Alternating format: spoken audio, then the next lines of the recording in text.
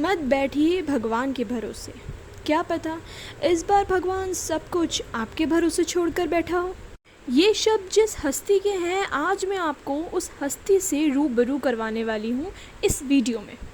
So hello guys, my name is Prachi Goyal. Welcome back there. How are you all?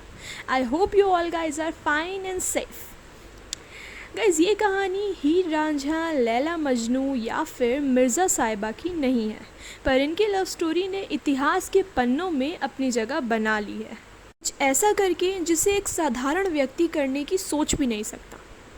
शायद आप इस कहानी से वाकिफ़ हो सकते हैं, पर आज मैं आपको इनकी सिर्फ कहानी नहीं सुनाऊंगी, बल्कि इनकी कहानी के पीछे छिपी सच्चाई भी दिखाऊंगी। गाइज, ये कहानी है the one and only Dashrath Manjhi की। इन पर एक डॉक्यूमेंट्री भी बनी है और इन पर एक मूवी भी बनाई गई है, जिस पे लीड रोल नवाजुद्दीन सिद्दीकी ने किया था। चलिए वीडियो को शुरू करते हैं मांझी की स्टोरी को सुनते हुए। ये बात तब की है जब इंडिया को सिर्फ इंडिया नहीं, ब्रिटिश इंडिया के नाम से बुलाया जाता था। बिहार के एक बहुत छोटे से गांव में मांझी का जन्म होता है, पिछड़ी हुई जाति में। जवानी में वो अपने घर से भाग जाते हैं और जाके घेलौर रुकते हैं। आगे जाके उनको फाल्गुनी देवी से प्यार हो जाता है और वो उनसे शादी कर लेते हैं। उनकी बहुत ही हैप्पी छोटी सी फैमिली होती है। वो लोग सुकून की ज़िंदगी काट रहे होते हैं, क्योंकि कहते हैं ना, सफ़र कितना मुश्किल क्यों ना हो, अगर सब साथ हो तो खुशी खुशी ज़िंदगी कट ही जाती है।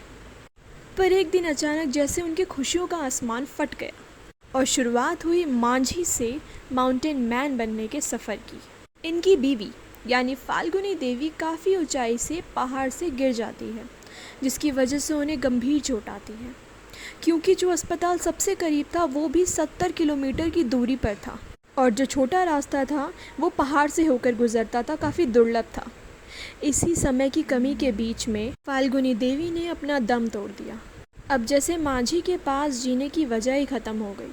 वो बहुत रोए, बहुत गिड़गिड़ाए सभी बड़े अफसरों के आगे कि पहाड़ तोड़कर एक रास्ता बना दीजिए, जिससे कि पास के अस्पताल में जल्दी पहुंचा जा सके, या फिर एक अस्पताल ही हमारे गांव में बना दीजिए। अगली सुबह रोज़ की तरह सूरज उगा।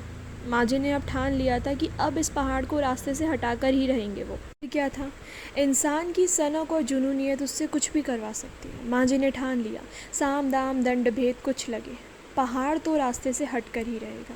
अगली सुबह छेनी हथौड़ा लेके पहुंच गए पहाड़ के ऊपर।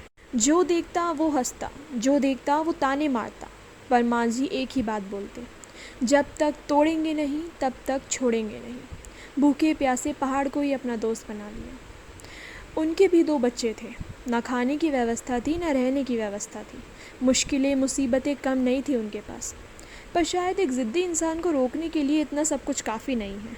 ना सिर्फ मांझी में दृढ़ इच्छा थी, बल्कि उनमें कंसिस्टेंसी थी। लगातार 22 साल तक रोज़ाना एक ही काम करते थे। सर्दी बरसात, भूखा प्यासा, रात एक ही रट लगाए, जब तक तोड़ेंगे नहीं तब तक छोड़ेंगे नहीं। और आखिरकार 22 साल बाद ही सही इनको इनकी मंजिल मिल गई। 22 साल कोई कम अंतराल नहीं होता। इसके बीच लोगों ने इन्हें बहुत ज़्यादा नीचे खींचने की कोशिश करी। कई बार उनकी हिम्मत टूटी भी, पर फाल्गुनी देवी के प्यार ने उन्हें कभी हारने नहीं दिया। इसके बाद भी उन्होंने पक्की सड़क के लिए काफ़ी कुछ सहना पड़ा, पर उनके पक्की सड़क का सपना उनके गुजरने के बाद ही पूरा हुआ। उनके जीते जी उन्हें उनके काम के लिए काफ़ी सारे पुरस्कार मिले, काफ़ी मेडल्स मिले, काफ़ी डॉक्यूमेंट्रीज़ बनी, काफ़ी न्यूज़पेपर में उनके नाम आए, पर वो सिर्फ एक पक्की सड़क ही चाहते थे।